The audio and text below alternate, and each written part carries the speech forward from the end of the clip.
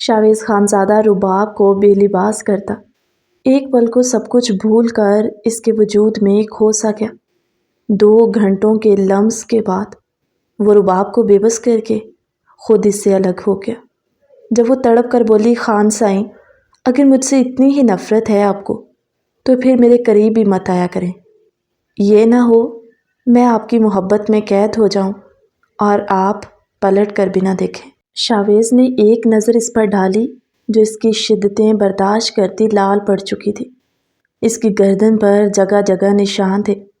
جب وہ اٹھتا ہوا اپنی شرٹ پہنتا بولا، میں تمہیں اس قابل نہیں سمجھتا کہ تم پر اپنی محبتیں لٹاؤں۔ وہ شرٹ کو جھٹکتا ہوا سیدھا کرتا، بٹن بند کر چکا تھا اور بیڈ پر لیٹ گیا۔ رباب کو کہنے لگا کہ تم میرے بیڈ پر نہیں سو سکتی، زمین پر سو یا صوفے پہ، آئی ڈونٹ کیئر۔ رباب جو شاویز کی محبت میں اس قدر ڈوب گئی تھی کہ وہ اب اسے پانے کے لیے تڑپ رہی تھی، مگر وہ بے رحم اپنی نیند میں کھو سا گیا۔ رباب جو صوفے پر لیٹی شاویز کی طرف منہ کیے اسے دیکھ رہی تھی۔ صبح ہوئی تو وہ آج کچھ ایکسٹرا تیار ہوا اور رباب جو منہ پر تالا لگائے سب خاموشی سے دیکھتی یہ سمجھ گئی تھی کہ یقیناً آج وہ اسی لڑکی سے ملنے جائے گا جس سے کل وہ شادی کے وعدے کر رہا تھا۔ مگر رباب نے زبان سے کوئی لفظ ادا نہ کیا کیونکہ وہ جانتی تھی کہ اس کے الفاظ کی کوئی اہمیت نہیں ہے۔ شاویز تیار ہو کے کمرے سے نکلتا ہوا اس کے چہرے اور گردن پر اپنے شدتوں کے نشان دے کر بولا، تم کمرے سے باہر نہیں نکلو گی، جو چاہیے ہوگا ملازمہ تمہیں یہیں پہنچا دے گی۔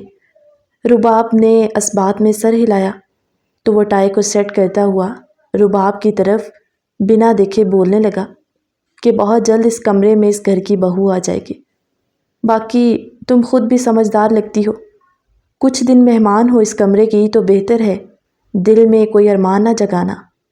رباب نظریں جھکائے ہوئے کہنے لگی، زندگی اتنی بے رحم ہو گئی ہے کہ اب کسی بھی اچھے کی کوئی امید یا کوئی ارمان دل میں نہیں بچا۔ یہ کہتے ہوئے اس کی آنکھوں سے آنسو لاکھ روکنے کے باوجود پانی کی طرح بہنے لگے اور ایک پل کو اسے دیکھ کر شاویز کا دل چاہا کہ وہ آگے بڑھ کر اسے اپنے سینے میں بھینچ لے، مگر پھر وہ اسی اثناء میں آ کر بولا، چلو اچھی بات ہے۔ رباب کے آنسو اس بات کا ثبوت پیش کر چکے تھے کہ وہ شاویز کو کسی دوسری عورت کے ساتھ بانٹ نہیں سکتی۔ شاویز کمرے سے باہر نکل گیا اور رباب جو ڈریسنگ کے سامنے کھڑی اپنے وجود پر پڑے نشانات کو دیکھنے لگی۔ آنکھیں بند کیے وہ شاویز کو یاد کرتی، اس کا پاس آنا، اس کا جنون، سب یاد کرتی آنسو بہا رہی تھی۔ وہ وہیں زمین پر بیٹھی مدھم ہچکیوں سے رو رہی تھی۔ شاویز ناشتہ کر کے گھر سے نکلنے لگا جب اسے اپنی کوئی امپورٹنٹ فائل یاد آ گئی جو وہ کمرے میں بھول گیا تھا۔ وہ تیزی سے سیڑھیاں چڑھتا کمرے میں گیا تو ٹھٹک سا گیا، سامنے رباب کہیں بھی نہ تھی۔ وہ فائل لینا بھول گیا اور اسے ڈھونڈنے لگا، واش روم میں بھی نہیں تھی۔ اس سے پہلے کہ وہ رباب کو آواز دے کر چیک کرتا، اسے صوفے کے قریب سے اس کی سسکیاں سنائی دی تو وہ آگے بڑھا اور دیکھا کہ وہ گھٹنوں میں منہ دیے نہ جانے کب سے رو رہی تھی۔ شاویز اس کے قریب ہوتا زور سے بولا، میری وہ بلو کلر کی فائل نہیں مل رہی اور تم یہاں کس کا ماتم کرتے ہوئے رو رہی ہو؟ شاویز کی آواز پر رباب ایک دم چونک سی گئی۔ وہ جلدی سے کھڑی ہوئی اپنے سیٹ کرتی آنکھیں صاف کرتی ہوئی بولی، جی وہ ادھر الماری میں رکھی ہوئی ہے، میں نکال دیتی ہوں۔ شاویز ایک گہری سی نظر اس کے حلیے پر ڈھالتا فائل پکڑتا کمرے سے چلا گیا، مگر اس کی آنکھوں میں رباب کا چہرہ قید سا ہو گیا۔ شاویز آفس پہنچا۔ آفس پہنچتے ہی اسے مشل کی کال آ گئی۔ بولی، شاویز کیسے ہو؟ تمہیں پتہ ہے جب سے تم نے رات سے مجھے یہ کہا ہے کہ آج تم مجھ سے ملو گے، مجھے تو ساری رات چین کی نیند ہی نہیں آئی، ساری رات صبح ہونے کا انتظار کرتی رہی، اور سچ پوچھو میں شدت سے انتظار کر رہی ہوں تم سے ملنے کے لیے، تم سے بات کرنے کے لیے۔ شاویز جو بس بیزاری سے بولا، ہاں میں تھوڑی دیر تک فری ہو کے تم سے ملتا ہوں، ہم لوگ باہر لنچ پر ملیں گے۔ مشل جو خوشی سے بولی، okay I am waiting. Shavez جو مشل کا پاسٹ جانتا تھا، فی الحال وہ یہ سب ضد میں کر رہا تھا کیونکہ دلاور حسین نے اسے بزنس میں بھی دھوکہ دیا تھا۔ اتفاقاً جب لنچ پر ہوٹل میں شاویز مشل کے ساتھ ٹیبل پر بیٹھا ہوا تھا تو وہیں پر دلاور حسین بھی اپنے کچھ کلائنٹس کے ساتھ لنچ پر تھا۔ مشل کو وہ شاویز کے ساتھ دیکھ کر آگ بگھولا سا ہو گیا، کیونکہ دلاور حسین مشل کے ساتھ سیریس تھا۔ اس سے رہا نہ گیا تو وہ اٹھ کر شاویز کے ٹیبل کے پاس آیا اور بولا، کیسے ہو شاویز؟ جانتا ہوں تم مجھ سے ناراض ہو، جو ہو گیا وہ ہم بدل نہیں سکتے، اتنا وقت ساتھ گزارا ہے، اور یہ لڑکی تمہارے ساتھ؟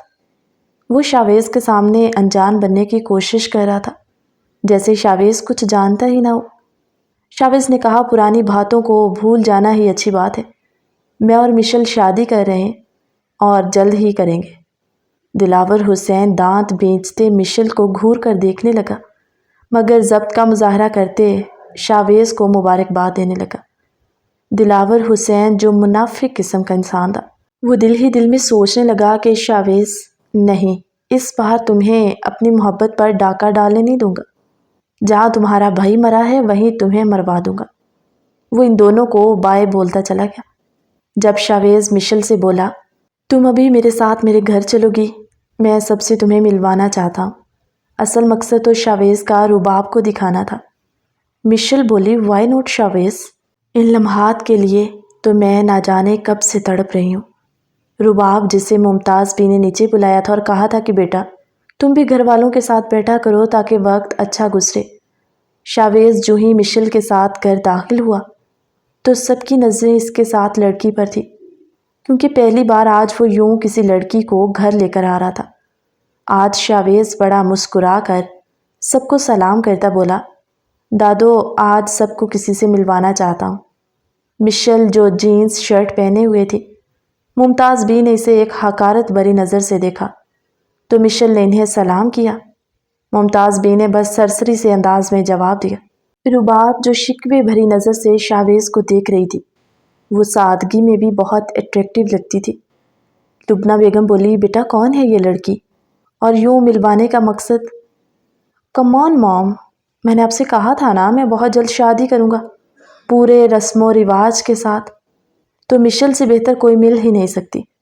ممتاز بھی جو بنا مشل کی موجودگی کا لحاظ کیے بولی، خاندانی رسم و رواج کے ساتھ شادی کرنے کے لیے لڑکی کا بھی خاندانی ہونا چاہیے، جس سے خان فیملی کی نسل بڑھے گی۔ شاویز بولا، دادو، وہ اصل میں مشل UK سے اپنی ڈگری کمپلیٹ کر کے پاکستان آئی ہے، اس لیے آئی نو کہ آپ کو اس کے پہناوے سے تھوڑا اعتراض ہوگا، لیکن جیسا آپ چاہیں گی وہ بالکل ویسی ہی بن جائے گی۔ ہمارے گھر کے رسم و رواج کے مطابق اس کا لباس ہوگا، مگر جتنا وہ مجھ سے محبت کرتی ہے شاید مجھے کوئی اس سے بہتر لائف پارٹنر مل سکے۔ وہ ایک نظر رباب پر ڈال کر بولا، جو اس وقت اسے ہی دیکھ رہی تھی، اس لیے دادو آپ لوگوں کو میری رائے کا احترام کرنا ہوگا، کیونکہ میں بس مشل سے شادی کروں گا اور یہی اس گھر کی بہو بنے گی۔ سب کے منہ پر چپ کا تالا لگا ہوا تھا۔ وہ مزید بولا کہ اس جمعے کو منگنی کا فنکشن ہوگا، کیونکہ مشل چاہتی ہے پہلی منگنی ہو پھر نکاح۔ کسی نے کوئی جواب نہ دیا کیونکہ سب کے سامنے رباب تھی۔ اگر اس نے رباب سے یہ نکاح نہ کیا ہوتا تو شاید سب خوش ہوتے۔ رات کو ڈائننگ ٹیبل پر بہروز خان شاویز کو مخاطب کرتے بولے، برخوردار، ہم نے تو تمہیں ہر فیصلے کی آزادی اس لیے دی تھی کہ تم اب سمجھدار ہو گئے ہو، مگر تم اپنی ضد اور انا کے آگے دوسروں کی زندگیاں کچلنے لگے ہو، جس کی میں تمہیں اجازت نہیں دیتا۔ ٹھیک ہے، تم نے مشل سے شادی کرنی ہے تو کرو، مگر اس لڑکی کو پہلے اپنے نکاح سے آزاد کرو۔ میں نہیں چاہتا کہ تم کسی کی بد دعائیں لو۔ شاویز بولا، بابا آپ جانتے ہیں صرف نکاح کیا ہے میں نے اس سے، اور یہ یہیں حویلی میں ساری زندگی میرے نام پر گزارے گی۔ بہروز خان بھی بضد ہو گئے، اور اس طرح میں تمہیں کسی کی زندگی برباد کرنے نہیں دے سکتا۔ میں بھی ایک بیٹی کا باپ ہوں۔ رباب کو آج ممتاز بی نے نیچے سب کے ساتھ کھانا کھانے کو کہا تھا۔ وہ بیچاری سب کچھ اس طرح سن رہی تھی کہ وہ کوئی انسان نہیں جو اپنی زندگی کا کوئی فیصلہ خود کرے، جس نے جب چاہا اپنایا اور جب چاہا چھوڑ دیا۔ شاویز کچھ سوچ کر کہنے لگا، ٹھیک ہے بابا، مجھے منظور ہے، میں اپنے نکاح والے دن اسے طلاق دے دوں گا۔ شاویز کے منہ سے طلاق کا سن کر رباب کے ہاتھ سے نوالا گر گیا۔ وہ فوراً سے شاویز کے قدموں میں گر گئی۔ بولی خان سائیں، آپ نے جو بھی کہا میں نے اسے اپنی قسمت سمجھ کر قبول کر لیا۔ بابا سائیں، اگر شاویز صاحب دوسری شادی کرنا چاہتے ہیں تو مجھے کوئی اعتراض نہیں، بس مجھے طلاق مت دے۔ میں ساری زندگی خان سائیں کے نام پر بیٹھ سکتی ہوں، مگر طلاق لے کر اپنے بوڑھے والدین کے گھر نہیں جا سکتی۔ رباب کے آنسو سب کا دل موم کر گئے تھے، بس اس بے رحم خانزادہ کے علاوہ۔ خیر، نہ چاہتے ہوئے بھی سب گھر میں تیاریاں ہونے لگیں۔ جمعے کا دن بھی آ گیا۔ ہال میں سب مہمان جمع تھے۔ شاویز نے رباب سے کہا کہ تم بھی آؤ گے۔ لبنہ بیگم نے ایک فینسی جوڑا رباب کو دیا، جسے پہن کر وہ آج اتنی پیاری لگ رہی تھی کہ مشل اس کے سامنے کچھ بھی نہیں تھی۔ سرخ شرارہ پہنے وہ کھلے بالوں میں کسی اپسرا سے کم نہیں لگ رہی تھی۔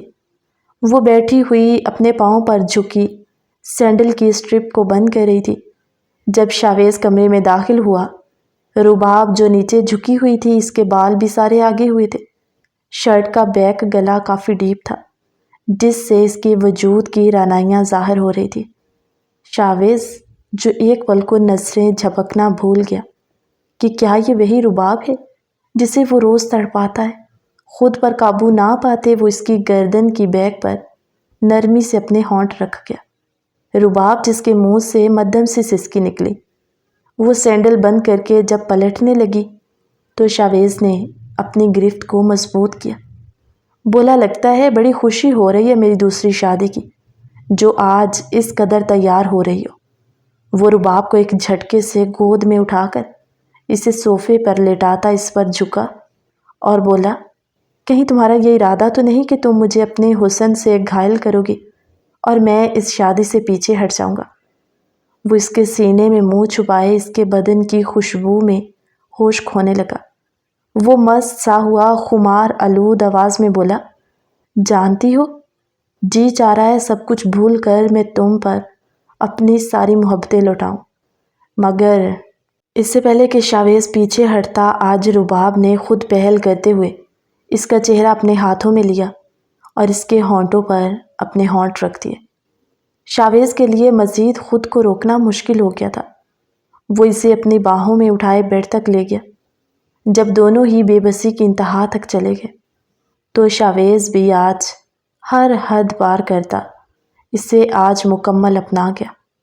رباب جو شاویز کی محبت پا کر گلاب کی طرح کھل گئی۔ شاویز شاور لینے گیا اور اپنے چہرے پر رباب کی لپسٹک دیکھی تو ایک ہلکی سی مسکراہٹ نے اس کے ہونٹوں کو چھوا۔ شاید وہ بھی رباب کی قربت کو پانے کے لیے تڑپ رہا تھا، مگر اب باہر سب مہمان آ چکے تھے۔ وہ بنا کوئی فیصلہ لیے تیار ہوا، رباب سے بولا، 5 منٹ میں تم نیچے آؤ۔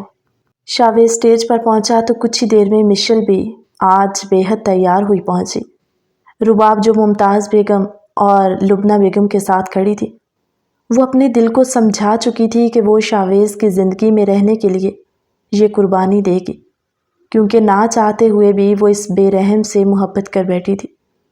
شاویز نے اپنی منگنی پر دلاور حسین کو بھی بلایا ہوا تھا، جو بھی اسٹیج پر اس سے ملنے کے بعد نیچے اترا اور ایک پل کو وہ رباب کے چہرے کو بغور دیکھنے لگا۔ اس کی نظروں کی ہوس کو شاویز بغور دیکھ چکا تھا۔ شاویز جو مشل کا ہاتھ چھوڑے اسٹیج سے نیچے اترا اور دلاور حسین کے سامنے آ کے کھڑا ہو گیا۔ وہ اس انداز سے کھڑا ہوا کہ رباب اس کے پیچھے چھپ گئی۔ شاویز بولا، دلاور صاحب آپ ادھر آئیے، آپ کی اچھے سے خاطر تواضع کرواتا ہوں۔ مگر کون جانتا تھا کہ ابھی کیا ہونے والا۔ کچھ دیر میں رنگ سرمنی کا آغاز ہوا۔ پہلے مشل نے شاویز کو رنگ پہنائی، مگر جیسے ہی شاویز مشل کو انگوٹھی پہنانے لگا تو دلاور حسین نے اپنے بندے کو اشارہ کیا جو نقاب میں تھا۔ اس نے پسٹل کا نشانہ سیدھا شاویز خانزادہ کی طرف کیا۔ رباب جو یہ سب برداشت نہ کرتی ادھر سے جانے لگی کہ جب اس کی نظر اس نقاب پوش کنڈے پر پڑی جس کی گن شاویز کی طرف تھی۔ وہ جب بھی گولی چلانے لگتا کوئی نہ کوئی سامنے آ جاتا، مگر اس سے پہلے کہ رباب کوئی شور مچاتی وہ گولی چلانے لگا۔ رباب اسٹیج کے پاس تھی جو بھاگ کر شاویز کو پیچھے کرنے لگی۔ جب تک اس نے گولی چلا دی وہ شاویز کو تو بچا گئی مگر گولی رباب کو لگ چکی تھی، جو شاویز کی باہوں میں جھولتی ہوئی آنکھیں بند کر گئی۔ شاویز کا ہاتھ رباب کے خون سے لال پڑ چکا تھا۔ ہر طرف شور سا مچ گیا، لوگوں میں بھگدڑ مچ گئی۔ شاویز جو سب کچھ چھوڑے رباب کو باہوں میں اٹھائے بھاگتا ہوا گاڑی تک گیا، جبکہ بہروز خان نے سیکیورٹی سے کہہ کر ہر دروازہ بند کروا دیا تاکہ کوئی بھاگ نہ سکے۔ دلاور حسین موقع کا فائدہ اٹھاتا رباب کے پاس آیا اور کہنے لگا، کیا کر لی منگنی تم نے شاویز سے؟ پہلے اس کے ایک بھائی کو مروا چکا ہوں، اگلا نشانہ میرا شاویز ہے۔ وہ تو پاگل، اس کی وہ 2 ٹکے کی بیوی اس کے سامنے آ گئی، ورنہ اس کی جگہ آج شاویز تقریباً اب تک دم توڑ چکا ہوتا۔ مشل جو آنکھیں نکالے اسے دیکھ رہی تھی کہ کیا دلاور حسین یہ سب تم نے کروایا؟ دلاور بولا، تم کیا سمجھتی تھی کہ تم مجھے ٹھکرا دو گی اور میں آرام سے بیٹھا رہوں گا؟ اگر تم میری نہ ہوئی تو میں تمہیں کسی کا بھی نہیں ہونے دوں گا۔ اور شاویز جس سے مجھے دنیا میں سب سے زیادہ نفرت ہے، میں تو اسے پہلے ہی مروانا چاہتا تھا، مگر اب تم اس سے شادی کرنا چاہتی ہو تو میری نفرت دگنا ہو چکی ہے۔ آج نہیں تو کل وہ میرے ہاتھوں مارا جائے گا اور تم لوٹ کر بس میرے پاس آؤ گی، کیونکہ تمہارے پاس دلاور حسین سے بہتر کوئی آپشن بچے گا ہی نہیں۔ مشل ایسے تھی جیسے پتھر کسی ہوگی، وہ سوچ بھی نہیں سکتی تھی کہ دلاور حسین اس حد تک بھی جا سکتا ہے، مگر خیر تھوڑی ہی دیر میں بہروز خان کی کوششیں رنگ لائیں اور انہوں نے اس نقاب پوش کو پکڑ لیا جس نے گولی چلائی تھی۔ اب دلاور حسین جو آنکھیں نکالے اپنے اس بندے کو ڈرانے کی کوشش کر رہا تھا کہ کہیں وہ اس کا نام نہ لے دے، مگر خیر مہمان سارے جو جا چکے تھے، ہال سارا خالی ہو گیا۔ بہروز خان نے پولیس کو بلایا اور اس بندے کو ان کے حوالے کر کے کہا کہ اس سے انویسٹیگیشن کرو، جب تک یہ سچ نہیں اگل دیتا بے شک اس کی کھال بھی ادھیڑنی پڑے ادھیڑ دو، مگر سچ اگلوائے بغیر اس کی روح پرواز نہیں کرنی چاہیے۔ پولیس والے بولے، جی خان سائی، آپ کسی بھی قسم کی کوئی بھی فکر نہ کریں، جتنا جلد ہو سکا ہم سچ اگلوا کے مجرم کو آپ کے قدموں پر لا پھینکیں گے۔ دلاور حسین جو ہڑبڑاتے وہاں سے نکلا اور اب چھپنے کی کوشش کر رہا تھا کہ اگر وہ اپنا منہ کھول بھی دے تو پولیس اسے ڈھونڈ نہ پائے۔ شاویز جب تک رباب کو لے کر ہاسپٹل پہنچا، اس کا کافی سارا خون بہہ چکا تھا اور وہ بالکل بے ہوش پڑی تھی۔ اس نے جاتے ہی ڈاکٹرز کو کہا کہ جلدی کرو اور جو چاہیے کرو، لیکن رباب کی جان بچنی چاہیے۔ رباب کو ICU میں لے جایا گیا، آپریشن سٹارٹ کیا گیا۔ کافی وقت کے بعد گولی نکال لی گئی، مگر اب رباب جس کا کافی سارا خون بہہ چکا تھا، اس کی جان ابھی تک خطرے سے باہر نہ تھی۔ ڈاکٹرز نے باہر آ کر شاویز سے کہا کہ خان سائی، ہم نے اپنی طرف سے کوششیں کر لی، آپریشن ہو چکا ہے، گولی بھی نکل گئی، لیکن آپ کی بیوی ہوش میں نہیں آ رہی۔ اگلے 4 گھنٹوں تک ہم لوگ کچھ نہیں کہہ سکتے۔ اگر وہ ہوش میں آ گئی تو ہم مزید کچھ کر سکتے ہیں، اگر انہیں ہوش نہ آیا تو پھر انہیں بچانا۔ اس سے پہلے کہ ڈاکٹر اپنی بات مکمل کرتا، شاویز بھڑک کر بولا، جو مرضی کرو، جہاں سے بھی ڈاکٹرز بلوانے ہیں بلواؤ، میں پیسوں کی بوریاں بھر کے لا دوں گا، مگر رباب کو کچھ نہیں ہونا چاہیے۔ ڈاکٹر شاویز کے کندھے پر ہاتھ رکھ کے اسے تسلی دیتا بولا، آپ لوگ حوصلہ رکھیں اور اللہ سے دعا کریں، کیا پتہ وہ بچ جائے۔ ابھی ہم کچھ نہیں کہہ سکتے، کیونکہ ابھی کچھ بھی کہنا قبل از وقت ہوگا۔ شاویز کے فون پر بیل بجی تو بہروز خان کی کال تھی۔ وہ کال ریسیو کرتے بولا، جی بابا سائیں۔ بہروز خان بولے، شاویز جس نے تم پر گولی چلانے کی کوشش کی، اسے پولیس نے اپنی حراست میں لے لیا ہے۔ ابھی نہیں تو کچھ وقت تک وہ سچ اگل دے گا، اس سب کے پیچھے کون ہے، اس کے بعد ہی ہم کچھ کر سکتے ہیں۔ شاویز بولا، بابا میں ابھی پولیس اسٹیشن جا رہا ہوں، میں خود اس کے منہ سے سچ اگلواؤں گا۔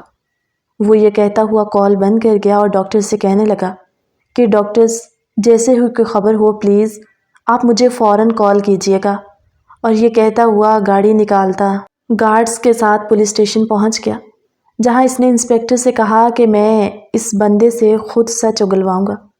شاویز جس کا خون اس وقت ابالے مارا تھا، وہ ایک بھوکے شیر کی مانند بپھر رہا تھا۔ انہوں نے جیل کا لاک کھولا تو شاویز اندر اس کے پاس گیا جس کے ہاتھ بندھے ہوئے تھے۔ شاویز بولا، اگر جان پیاری ہے تو آرام سے مجھے سچ بتا دو، یہ نہ ہو کہ میں تمہارا خاندان تمہارے سامنے تڑپا تڑپا کر مار دوں اور پھر تمہارے پاس کچھ نہ بچے۔ اس لیے جو بھی ہے جس نے تمہیں یہ سب کرنے کے لیے کہا مجھے بتاؤ، میں اسے دگنی رقم تمہارے منہ پر ماروں گا، مگر جو بھی کہو گے تم سچ کہو گے۔ مگر وہ خاموش رہا۔ شاویز نے جیسے ہی اسے مارنے کے لیے ہاتھ اٹھایا تو وہ شاویز کے قدموں پر گر گیا اور بولا، خان سائیں، نوکر تو مالک کے حکم پر کام کرتے ہیں، ہمیں جو حکم ہوتا ہے ہم وہی کرتے، ورنہ ہمارے بیوی بچوں کو جان سے مار دیا جاتا ہے۔ شاویز اس کا کالر پکڑتا اسے اٹھاتا ہوا بولا، مجھے یہ پہیلیاں بجھوانے کی کوشش مت کرو، جو بندہ ہے اس کا نام بتاؤ۔ اس نے ہچکچاتے ہوئے کہا، خان سائیں، دلاور حسین۔ دلاور حسین کا نام سنتے ہی شاویز آگ بگولا ہو گیا۔ اس کی آستین کا سانپ؟ شاویز بولا کہ میں نے سب سے بڑی غلطی اس دلاور حسین پر اعتبار کر کے کی۔ شاویز بپھر کر بولا، اس دلاور حسین کو میں زندہ قبر میں گاڑ دوں گا، جس کی وجہ سے آج میرا خاندان اس صدمے میں ہے۔ شاویز وہاں سے نکلنے لگا تو وہ پیچھے سے آواز دے کر بولا، خان سائیں، ایک بوجھ اور ہے میرے دل پہ، وہ بھی میں اتارنا چاہتا ہوں۔ اس کے بعد بے شک آپ مجھے سولی پر لٹکا دیں، جو کرنا چاہیں کر دیں، لیکن میں مجبور تھا، میرے بچے دلاور حسین کے قبضے میں تھے۔ اگر میں یہ سب نہ کرتا تو پھر وہ میرے بچوں کی لاشیں میرے گھر بھجواتا۔ شاویز وہیں الٹے قدم چلتا ہوا اس کے سامنے آیا اور بولا، کس بارے میں بات کر رہے ہو؟ وہ کہنے لگا، خان سائیں، اس بات کو سننے کے لیے آپ کو بہت بڑے حوصلے اور جگرے کی ضرورت ہے۔ آپ کے بھائی شمریز خان کو عقیل صاحب نے نہیں مارا تھا۔ شمریز کا نام سنتے ہی شاویز کے قدم تھم سے گئے۔ آپ کے بھائی شمریز کو دلاور حسین نے مروایا تھا۔ وہ اس دن آپ دونوں بھائیوں کو ایک ساتھ مروانا چاہتا تھا۔ آپ کا بزنس اور اس کی کامیابیاں دلاور حسین سے برداشت نہ ہوئیں۔ وہ تو اللہ کی کرنی ایسی ہوئی کہ آپ دونوں بھائی اس دن آفس سے ساتھ نکلے ہی نہیں، اس لیے نشانے پر شمریز آ گیا اور واپسی پر گن ہم نے عقیل کی گود میں پھینک دی تاکہ سب یہی سمجھے کہ عقیل نے اس کا قتل کیا۔ لیکن سچ یہی ہے کہ آپ کے بھائی کا قتل بھی دلاور حسین نہیں کروایا تھا، اور اب جب آپ اس کی سابقہ معشوقہ کے ساتھ منگنی کرنے والے تھے تو دلاور حسین کے لیے یہ سب برداشت کرنا ناممکن ہو گیا، اور اس نے سوچا کہ وہ عین منگنی کے دن آپ کی جان بھی لے لے گا۔ شاویز جو اپنے قدموں پر لڑکھڑانے لگا، اس کے لیے مزید اپنے قدموں پر کھڑے رہنا ناممکن تھا۔ وہ وہیں زمین پر گر گیا۔ کچھ پل کے لیے وہ سب کچھ اپنی نظروں میں دہرانے لگا جو اس نے اس دن غصے میں پنچایت میں سب کچھ کیا، اور اسے پچھتاوا تھا، اور اس پچھتاوے کا کوئی نعم البدل بھی نہیں تھا کہ وہ کچھ کر کے یہ سب ٹھیک کر سکتا۔ اسے رباب کی معصومیت، رباب کا رونا، اس کے والد کا اس کے قدموں میں گرنا، سب کچھ ایک ایک کر کے یاد آنے لگا، اور وہ سوچنے لگا کہ میں اپنے بھائی کے دکھ میں اتنا پاگل ہو گیا تھا کہ میں نے بنا سچائی کی تحقیق کیے اپنا فیصلہ سنا دیا، اپنی طاقت کے زور پر سب سے سب کچھ منوا لیا، مگر اب میں اس سب سے کیسے نظریں ملا پاؤں گا؟ رباب سے کس منہ سے معافی مانگوں گا؟ اس نے فوراً پولیس کو آرڈر جاری کر دیا کہ پورے شہر میں آنے جانے کے راستوں پر پابندیاں لگا دی جائیں، اور دلاور حسین اگر قبر میں بھی چھپ جائے تو اسے نکال کر میرے سامنے لایا جائے۔ پورے شہر کی پولیس جو دلاور حسین کو ڈھونڈنے کے لیے نکل پڑی تھی۔ 5 گھنٹے کے آپریشن کے بعد دلاور حسین پولیس کی حراست میں تھا، جو تقریباً شہر سے باہر نکلنے لگا تھا۔ تبھی وہ پولیس کی حراست میں آ گیا۔ دلاور حسین جو اپنی طاقت کا استعمال کرتے پولیس کو خریدنا چاہتا تھا، مگر ادھر سے بھی شاویز خان تھا جس کے ڈر سے سب کانپ جاتے تھے۔ پولیس نے دلاور حسین کو اپنی حراست میں لیا اور اسے حوالات میں بند کر دیا۔ شاویز جو اب اس وقت ہاسپٹل میں تھا، ڈاکٹرز نے اسے کچھ امید دلائی کہ آپ کی بیوی جو کچھ زندگی کی طرف لوٹ رہی ہے، باقی اللہ بہتر کرے گا، آپ چاہیں تو ان سے مل سکتے ہیں۔ شاویز جو بھاگتا ہوا رباب کے پاس گیا، گولی اس کے پیٹ میں لگی تھی، مگر بروقت علاج سے اس کی سانسیں ابھی چل رہی تھی وہ بے سدھ سی ہسپتال کے بیڈ پر پڑی تھی جب شاویز نے پاس جا کر اس کا ہاتھ اپنے ہاتھ میں لیا، اس کا ماتھا چوما۔ رباب کے چہرے پر پھیلی معصومیت کو دیکھ کر آج شاویز کا ضبط ٹوٹ گیا اور وہ اتنا رویا کہ اس کا رونا رباب کو بے چین سا کر گیا۔ وہ شاویز کی تڑپ کو محسوس کرتی ہوش میں آنے لگی۔ جب شاویز نے اسے کہا، رباب مجھے چھوڑ کر مت جانا، میں مر جاؤں گا تمہارے بغیر، اور خدا کے لیے مجھے معاف کر دو، میری کی گئی زیادتیوں کے لیے مجھے معاف کر دو۔ رباب جو دھیرے سے اپنی آنکھیں کھولتی کپ کپاتی سی آواز میں بولی، خان سائیں۔ شاویز تڑپ کر بولا، نہیں رباب، تم مجھے شاویز کہو، مجھے اچھا لگے گا۔ رباب بولی، شاویز آپ میرا یقین کریں، میرا کوئی قصور نہیں ہے، میرا بھائی بے گناہ ہے۔ شاویز اس کے ماتھے کو چومتا ہوا اس کے چہرے کو پیار سے سہلاتا ہوا بولا، سب جان چکا ہوں، اب میری جان تمہاری مکروس ہے، تم نے اپنی جان سے میری جان بچائی ہے، بس جلدی سے ٹھیک ہو جاؤ، تم جیسا چاہو گی میں ویسا ہی بن جاؤں گا۔ رباب بولی، اور وہ مشل؟ شاویز ہلکی سی مسکراہٹ سے بولا، سچ پوچھو، وہ سب تمہیں جلانے کے لیے کر رہا تھا تاکہ تمہیں تکلیف ہو، مگر اس سب میں خود بھی بے چین ہو کر رہ گیا تھا۔ جو سکون مجھے تمہاری قربت نے دیا وہ مجھے آج تک کبھی محسوس نہیں ہوا تھا۔ رباب بولی، اگر یہ سب نہ ہوتا آپ تو اس سے انگوٹھی پہنا دیتے، دیکھو اگر تم ایسی باتیں کرو گی تو میں سچ میں مشل۔ شاویز کی بات کو کاٹتی وہ بولی، شاویز میں نے آپ کو اور اپنے اس رشتے کو دل سے قبول کر لیا تھا، اور آج میں آپ کو بتا بھی نہیں سکتی کہ میں آپ سے کتنی محبت کرنے لگی ہوں۔ شاویز کہتا، اس بات کو تم ثابت بھی کر چکی ہو میری جان بچا کر۔ I love you Rabab and I'm sorry for everything۔ شمریز کے قتل میں دلاور حسین کو سزائے موت سنائی گئی اور ادھر شاویز رباب کو پورے رسم و رواج کے ساتھ اپنی بیوی بنا کر حویلی لے کر آیا اور رباب کے گھر والوں سے معذرت بھی کی جو اسے معاف کر چکے تھے۔ کہانی کیسی لگی اپنی رائے کا اظہار کمنٹ سیکشن میں ضرور کیجیے گا، اور اس کہانی کا پارٹ 3 آپ دیکھنا چاہتے ہیں اس بارے میں بھی ضرور بتائیے۔